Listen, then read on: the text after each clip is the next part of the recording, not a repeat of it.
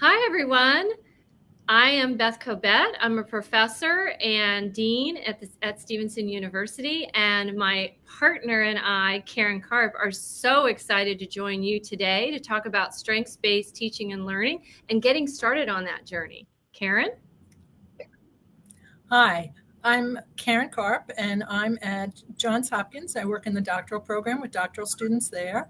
Prior to that, I was a professor of math education for many years at the University of Louisville in Kentucky. I too was a former member of the board of directors at NCTM and a former president of the Association of Math Teacher Educators. And we are thrilled to bring this topic to your attention today. So you must be joining us today because you want to get started on, and really this is the perfect opportunity on facilitating a strengths-based climate in your classroom. And today we are going to get you started. We're going to launch you. We're going to help you think about the momentum, maintaining momentum throughout the year, and then also think about where you want to go from there. So getting started, we're going to launch our strengths-based classroom by thinking about some different things that we can do very strategically. But before we do that, we want you to do a little imagining with us. Yes, you may be sitting there thinking, I'm just going to watch, but we hope you grab a piece of paper or a sticky note and a pen and start thinking and writing as well. So here's what we want you to do.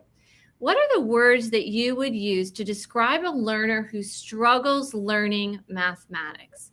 Don't overthink this. Just write a few words down. This is where I need your help, Karen, because wait time is a strength I'm working on. Well, also people can think of what have they heard other people say? That might be another approach. Perfect. So what else? What else have others said about students when they are talking about learners who are struggling to learn math? And Karen and I, in full disclosure, have asked this question many, many times. We've asked it of huge, large groups and very small groups as well. So let's take a look. Just look at your words. And I'm so grateful to Karen for thinking about what other people have also said. Because if you're coming to this, we're going to believe that you're part of the strengths-based movement, and you're already using really nice asset framing language to talk about your students. So, oh my goodness, if you look at this and feel a little sick or a little gooey, we don't blame you. One of the things, and this really helped us start our work, one of the things that we noticed is that when we were talking about students who struggle, a lot of really deficit language came forward. And we were really concerned about the ways in which we were talking about students with full effort to be helpful and the way others were. So these are some of the words. What are you noticing, Karen, when you look at this? Well, I'm seeing, of course, the major ones in the middle, which means that they've been repeated the most frequently. And they're looking at children who may be frustrated or discouraged, confused. Unmotivated is not a word that I would like to use at all. And some of these deficit words are very difficult to even read. But we also asked another group, a smaller group, in a session we were doing, this was a group that we did ask to write what other people have said and they've heard. And so you're going to see a collection of other language that we're just hoping to eradicate, and we need your help. One of the things that we noticed when we talked about this is how harmful this language is for the students, but also for the families and the communities of those students. All right, so we're going to flip the switch a little bit, right, Karen? Yeah, we're going to turn this around. What is the kind of language or words used to describe a learner who's really excelling in math? And let's go straight to the Mentee to see what we see here. And obviously, you're going to see a lot of complete opposite words than what we were seeing previously. But the fact is Beth and I love to talk about what does it feel like if you're hearing those other words all the time? And what does it feel like if you're hearing these? if people were, talking about my performance and saying I was confused and unmotivated, I think that would be not a good day for me in school. And we're trying to make as many good days as possible. That is for certain. We are. And so, Beth? Oh, go ahead, Karen. No. No, go ahead to the next one. We're good. Okay. Let's take a look at this one. Go ahead, Karen. You want to talk about this one? Sure. One of the things, and this is a good way to start off the school year as well, first of all, to find more about students' math identities, we took a very, very popular tool that we use to show fractional parts, which is just 2 paper plates. And what we did was have children cut them out of multicultural construction paper, putting their own face on one piece, and on the second piece, putting, depending on how they divvied it up, 4 of their math strengths. And this gave us a lot of information about their identity as a mathematics learner.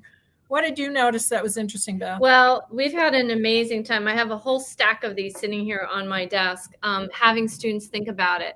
And we found, and we put this here because we want you to think about how other people have framed the identity or framed the learning of the students really impacted the ways in which they thought about themselves as a mathematical learner, and whether or not they felt that they had any strengths at all. So students who have repeatedly experienced struggle and that struggle was reflected back to them, struggle to find a positive, rich math identity.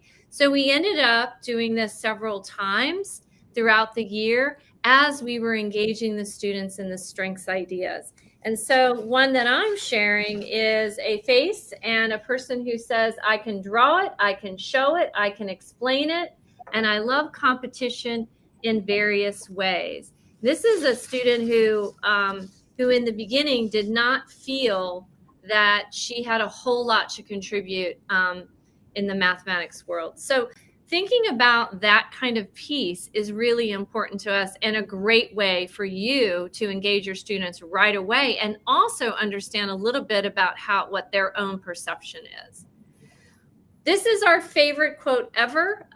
We came upon this in our research for our strengths work, and it is a Hafiz Rumi poem from Muhammad Hafiz. The words we speak become the house we live in. And we don't want to leave this. We do need to leave it, but we don't want to leave it too quickly. Imagine, for example, if all the words that you use throughout the day formed a cloud, and there were a cloud around you, and you had to walk with that cloud hanging around you.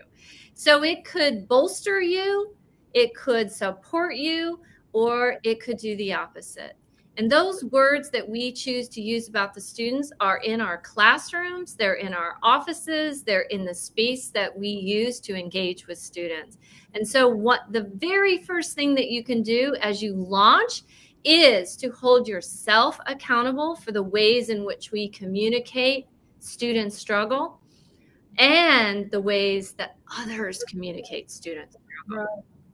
Student-to-student conversation sometimes needs to be addressed and talking about strengths, actually asking kids, what is a strength of your partner? And that kind of thing. So just something to go forth with. So we begin with the premise that all children are brilliant. We enter into the classroom with this idea that it is our job to find and seek the brilliance, the mathematical brilliance and other brilliance of the children, the humans that we work with. And so this idea is the centerpiece. It's where we stand. And when we stand there, wow, the view is completely different. So this is what Beth and I put together. There are 5 teaching turnarounds to develop what we're calling the strength-based teaching in mathematics. And one we won't get to talk about today because of time, but one is what you really need to start with is identifying your own teaching strengths.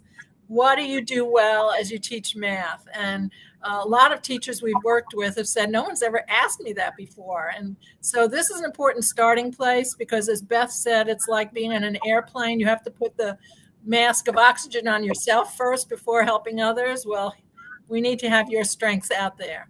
But here we're looking at the second turnaround, your students' mathematical strengths, which we've already started a conversation about.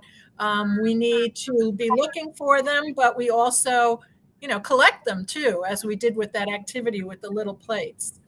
We want to design instruction with a strength-based mindset and help students develop some points of power that they may not have in place right now, but we want to work on, like helping them learn how to persevere more intently and promote strengths in the school community. Beth, was there anything you'd like to add? No, I love this. We wish we could dive into each one of these, but I'm so grateful, Karen, that you talked about their own teaching strengths, bolstering each other by naming those strengths. All right. So we want to build this momentum. We've already started this conversation. We've thought about the language we're using. We've established that every child, every human has brilliance to share, and it's our job to seek and find it. And now, did you get dizzy on that roller coaster? It's a rough ride, but yes. But we know it's not linear. It just doesn't move up. It goes up and down. So, but at the core of this whole activity of being a strength spotter yourself as a teacher, we're not talking about comparing one kid to another. This is not about that level of, analysis. It's about what are their strengths on their own. And we must separate both knowing math from being able to learn it. Mm-hmm. And so some of the strengths are not just computation, let's just say, it could be. It is about drawing representations. That's the learning piece. And so we're going to be snooping and watching what they're doing so that we can identify these. And we're going to try to think about interpreting students' behavior possibly in a different way than what we might ordinarily do. So Karen, what do you think? Karen, yes. If someone held me up to Karen Karp, who has the most incredible record of math and contribution to mathematics education, my strengths are not going to shine as well because, she's the expert. But here's the thing. I get to own my strengths in this space. I get to be seen for who I am and not in comparison to others. And we realized we weren't thinking about this initially, were we, Karen? No. And it just lifted that's all we do. It makes all the difference. Yes. Yeah. And it lifted because we're in schools going, this person can do this and this person can't do this. No. Mm-hmm. So it's totally different. So we're going to dive into the math concepts and processes now. We're going to look at the content students know and the dispositions they hold. Oops, Karen, I took your slide. No, that's not about that. So we're gonna do this for you. Karen and I are going to do this on the spot. It's called the strength spotting process. We're gonna do these 4 things. We're gonna notice the strength in some student work in a minute. We're gonna name it. Noticing is often just the hardest thing, and the rest comes super easy after that. Then we're gonna name it. We're going to translate the strength, and then we're going to leverage the strength. Let's see if you all can figure out what we're doing as we're doing it. All right. What do you think, Karen? Well, it's interesting because when I look at the student on the left, I really like the clarity that they have in kind of explaining their thinking by the recording that they're doing. And so that appears to be a very nice strength. Even that use of that arrow at the end to show how the answer came to be, I really like that piece. What do you have another thought about that? Yeah, I love the noticing that you just did there, and I think I'm going to name that arrow as a mathematical communication strength. Yeah, that's nice. Don't you think? Because this student is saying, here's where this goes, and I don't have to write a big old sentence or a paragraph or anything. I'm showing you where this fits in for me and communicating to you. I love that. Yeah. The other piece of work is interesting to me because in some cases you might say, you got the wrong answer. But But we know that this is a tricky problem to begin with for many kids who may or may not grasp the full meaning of the equal sign. And so, that kind of leads us on a path. But I absolutely love that they crossed out the addition and just said, what? I mean, that really is a child that has a level of bravery. But it's a kid who wants to make this work. Like, what are you saying here? And they want to make sense out of math, and that is to be applauded, I'll say. Absolutely. Instead of saying, you know what, don't you remember when we did this? This is what this means. Instead, we're saying, this didn't make sense to you. So guess what you are? This strength is called, you are a conceptual understanding seeker. You need things to make sense. And let's go ahead and translate that.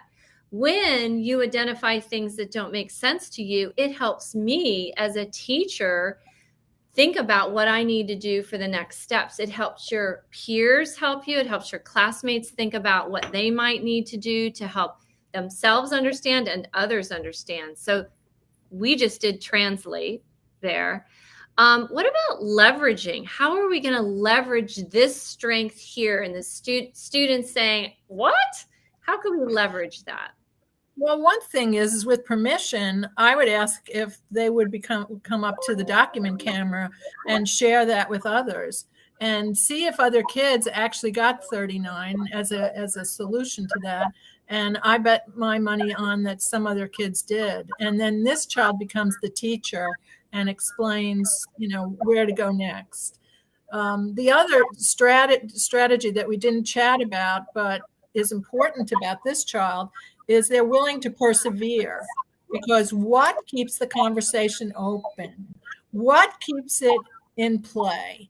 And so that's a very important piece to this one, that perseverance. So do you remember that time, that classroom where students were sending little notes like this? What? I don't understand. Little notes like that. And the teacher highlighted this as a strength. And then all of a sudden, and it created a climate for students to very much stand in the space of not understanding in a good way, in a way that said, I want to understand, because she lifted it up so much. It changed the paradigm from, I don't get it. I don't get it. I don't know what to do. Tell me what to do, to this is the part I don't understand. It's so powerful. Right.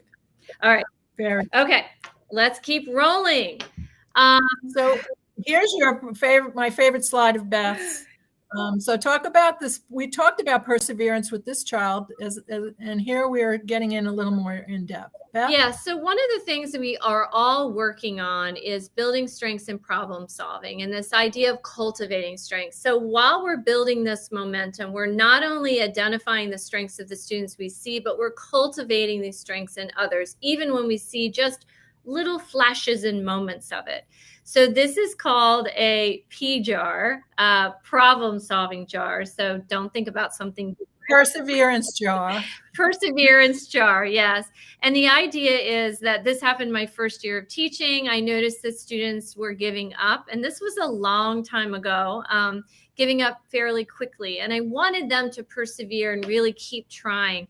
So I die cut a bunch of letter P's and put them in a jar. And then I just began passing them out when I noticed students doing that thing. And I announced, thank you so much for persevering. Students began to collect them. I had to get special envelopes, and students became super proud. And then we also took time to highlight their moments of perseverance throughout the day, the week, and so on. Students even made a little portfolio of their perseverance moments to share at parent conferences. And it was really amazing. And what we also saw is that Karen's perseverance looks different than Beth's perseverance. And that's a good thing. I think, speaking of Beth's perseverance, one of the kids in the class noticed that Beth told a story, and I'm going to tell on her now, that she was working on like some technology snafu she was having, and the child went to the pea jar and got out a pea and gave it to her for persevering and getting through it. So I thought that's a precious story, but at least the children are grasping also what perseverance means. A lot of kids are unsure of how hard everyone has to try to get things done. So, and then also how great it feels when you get on the other side of it. So, yes, I did get a P that day. I was sweating bullets on the technology. Karen. This is another activity that we're sharing with you, which is a great one, regardless of grade level, for us, like, get to know you, start the year off, and work with language arts at the same time as you're working on mathematics, because this helps identify students' strengths as well. So it's one of those templates for a structured poem. And so it starts with the child's first name and then 4 adjectives that describe their strengths in math, and 3 math activities we've done in math class that you love. And again, if it's a beginning of the year, you could say in previous years. 2 of your favorite math topics, 2 ways you have grown as a math student, 3 people you like to ask for math help, 4 math tools you're an expert in using, and your last name. So this actually made it on to Twitter and is being passed around. Lots of people are doing them. So we're getting to see this in many, many forms from schools across the country. So anyway, something worth a try as you launch your year off with a new path, a strength-based path. All right, we're coming in for a landing, Karen. And when we think about coming for a landing, that doesn't mean strengths-based work is over. Actually, what it means is it's integrated into your everyday, daily work and being, who you are as a teacher or as a coach in the mathematics learning space. So this is something that we used to develop a feedback model that really helped us think a little bit more strategically about the kinds of feedback that we were giving, when we were giving it, and how we were giving it. Now, this is adapted from Hattie and Timperley, probably looks super familiar to you, but it is also one of the things that teachers tell us is the easiest way for them to feel that they are integrating the strengths-based work in a daily way, and that they are getting such good feedback and reward from that doing that. So as you're sitting there, get your little Post-it note out or your paper and pen out. And what we want you to think about, just based on our conversation now and your wonderful experience being spectacular teachers, what is it that you see here that's strength sleuthing? So Karen, that is a great idea. Does that make you feel good? Not so much, but I'm happy that it's not a bad idea. So that's a good thing. What is it that would help you feel better about the feedback? Well, and it's not just about feeling, it's about using that feedback to take my next step. Mm-hmm. And so I think that if your feedback was maybe more specific to what aspect of my great idea is a great idea, that might work better. It's just a thought. Exactly. So this idea that if you look, for example, at the second one, I noticed a lot of perseverance during this task. Rosa, you tried at least 3 different strategies and never gave up. I've named, and now I want to translate it. The next step could be, this is going to help you in your math, in life in general. This is going to help you so much tomorrow when we do a new task. And this idea that you are trying all these different ways, you're also amassing or building this wonderful background knowledge of ideas that work and don't work, and you'll be able to use that on another task. Helping students understand the thing they're doing, what it is that works for them, and why it will work for them in the future, or why it will be great in their toolkit again. And we're finding students are shining. So one of the things I'll tell quickly that I do every semester is I send a strengths feedback email to the students. And at the top of it says, you do not need to respond to this. This does not require that you even acknowledge that I sent it to you. what I'm doing now, I'm giving strengths-based feedback all semester, but what I'm doing is putting it all together in one email and letting them know how their strengths have supported my own thinking about my teaching, my own thinking about how I design assignments and how I support pre-service teachers. And they then take that idea and then move it into the classroom. And so what we're finding is that people can act on it when they know what it is, when it's explained and thought about. You know, Beth, that reminds me of the teacher during the pandemic who sent home videos to the kids in her class. And we actually had one of those videos at one point where she was saying what the young boy's strengths were and sharing them with him by video. And didn't his mom say something, Beth? Yes. What did his mom say? Yes. His mother said that she heard the teacher's voice. Yes. It was like 8 o'clock at night on loop over and over again. And what he was doing, her feedback was so beautiful. She told him how he was a mathematical thinker and that mathematicians think just like he does. It was incredible. It was beautiful. He was listening to it over and over. And she said, "Why are you listening to your teacher over and over?" And he said, "Because she's telling me what I'm good at. And it feels good." I mean, he wanted to hear it over and over again. And it blew our minds that feedback is so fleeting. You know, it's just here and it's gone. And the idea that a student, a first grader, could listen over and over again to video feedback was so powerful. I forgot it was a first grader. That's a great start. That's a great start. Yeah. Planning. Yeah, the planning is important. Yeah. And Beth and I also do a lot of work with students who have special needs or struggle or have difficulty in math. And this strength-based component really plays a strong role in that as well. So Beth, what about the tasks that we want to be thinking about? Yeah, so we know if you want to maintain this and keep going and feel like the strengths are part of everything that you're doing, we've just got to plan for it. And so a couple of different examples of that are when you close a lesson. And this is an example from a rich task book that Karen and I wrote along with some amazing other practitioners, Elise, Latrenda, and Jeff. And in this particular situation, this teacher is going to highlight the strengths or do some strength spotting during the closure of the lesson and actually specifically call up the strengths that were exhibited. And the teacher is not always the one that does this, but in the beginning, the teacher's modeling how to do that, then the students are doing it. So closure is a perfect way to plan for it. So tomorrow during that lesson, when we all share our strategies, we're going to start talking about the strengths that students use during that time.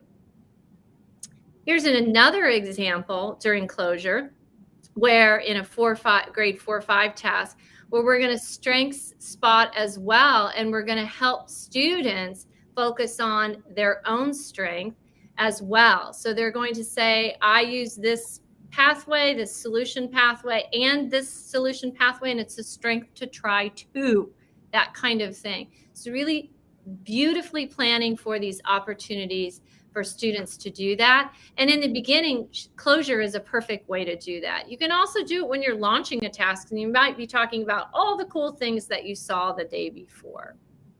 Yeah, because, you know, the one thing that, you know, it can be the language that they use, it could be the representations they use, the patterns they notice, the generalizations they make. There's so many avenues for strength spotting, and starting off the year with that approach is going to make it a very special one for these children. And we know this was very quick, and we tried to share as many ideas as we could so that you would feel confident to just go try things. And we'd love to hear from you as you're doing these things. The kinds of things that we see people do based on some of the ideas that we shared and have tried in classrooms and implemented is so rewarding and so much fun. So we congratulate you for starting on your strengths-based journey. Thank you. Thank you. Hi, everyone. Hi, how's everybody? This is weird watching yourself. I just want to point that out. Yes, it's challenging. It's a challenging experience, but we're so excited that you have joined us today, or maybe you're listening to us asynchronously. What do you think, Karen? You think I bet lots of classroom teachers are doing that. I hope so, because it's most likely a school day for everyone. We have some questions that came up on the chat, and if you have other questions, please feel free to toss them there.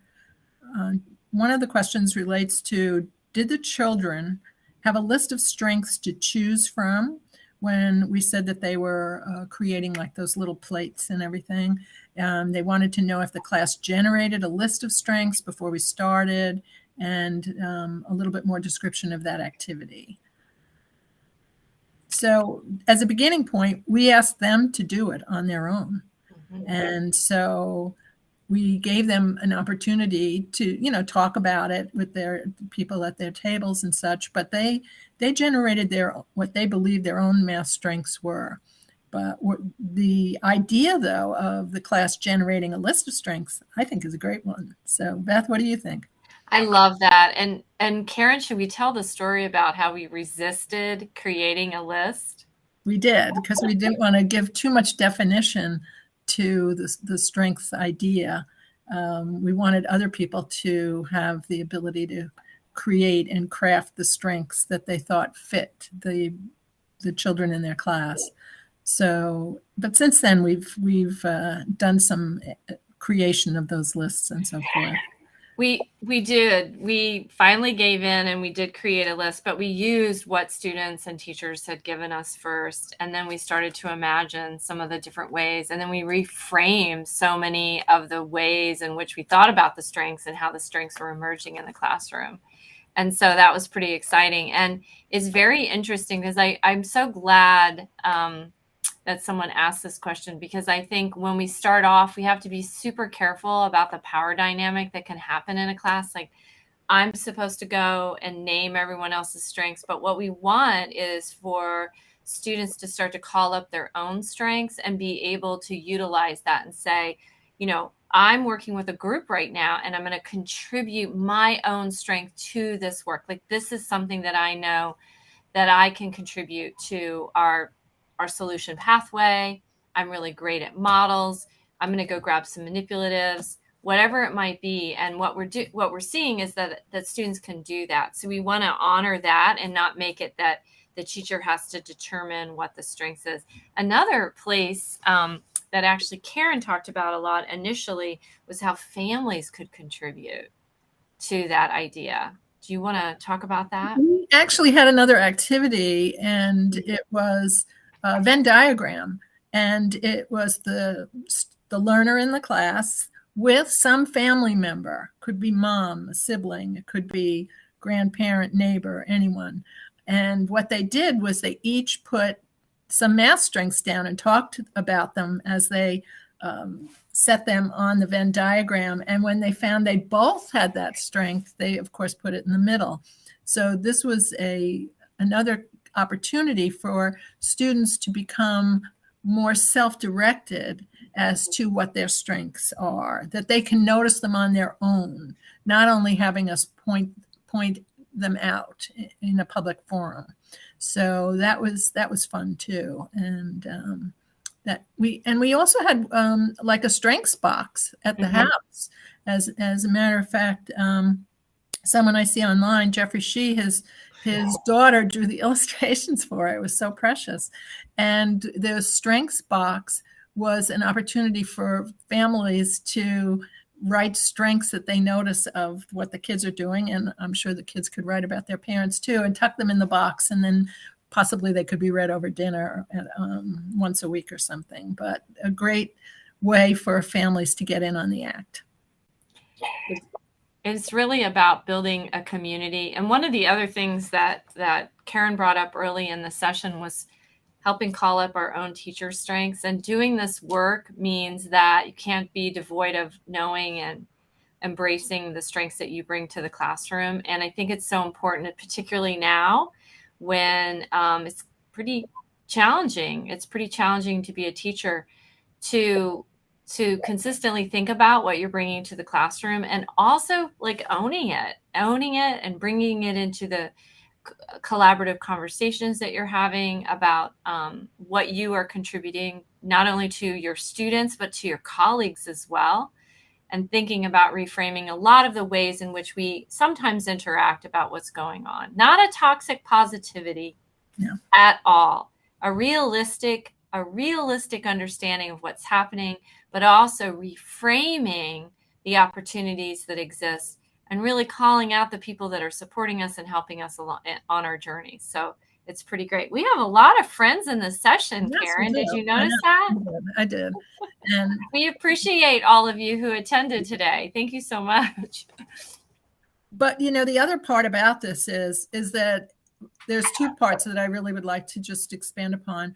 One is that so many times the public conversation, especially all of you math teachers in the room, if you bring up your math teacher at a party, I mean, this is an old joke already. It's almost like a negative. They like people back off, they don't want to. We want the conversation around families not to be who doesn't care for math, but what are your strengths, mom, dad, grandparent, neighbor, and where can we magnify those? And the part of the reason for that, because some people will say, that this strength base is this like toxic positivity, but it isn't. What it really is that the building of strengths is an alignment with everyone's belief that we should have high expectations for all students.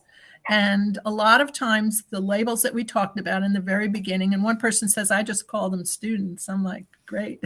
But the reality is that can have expectations that people don't think that a child can do something. And, sometimes when Beth and I go into classrooms, and just teach a lesson for a friend or, help out in some way, they'll say, gee, I was a little surprised at, this one child and how they reacted. And I go, I don't know them. So I just expect everybody, and I'm not saying that, they didn't have high expectations. They surely did. It's just different when you kind of come with a fresh face to it all. And we're just saying by looking for strengths, watching videos and looking for kids' strengths, looking at student work and looking for their strengths, it's just a different level of expectations that we hope people will maintain as they work with students, particularly students who struggle. Mm-hmm.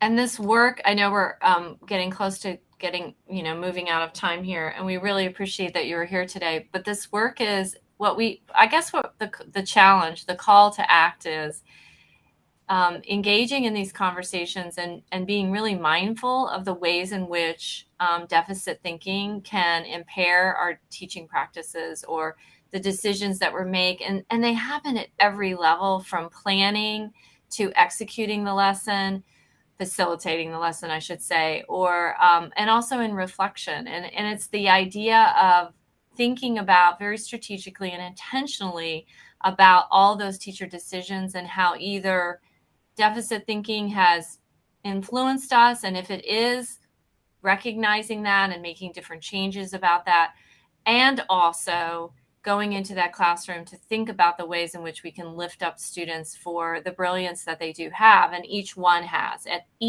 every single human in that classroom has and should know about and should feel and experience every day that they're in the classroom. Karen, we've got 30 seconds. You've got it, Karen. No, I just want to say it's energizing for teachers. Beth and I had a book club a couple summers ago, and it was so funny that so many people came, and it was just like a Wednesday night, and people were driving in their cars and they were online with us, and we had so much fun. And one principal had his whole elementary school in it. Mm-hmm. And again, it's summer, but it's the topic. It really energizes, and I hope you'll feel that. Yeah, that was so magical. It was a really magical time. It really is.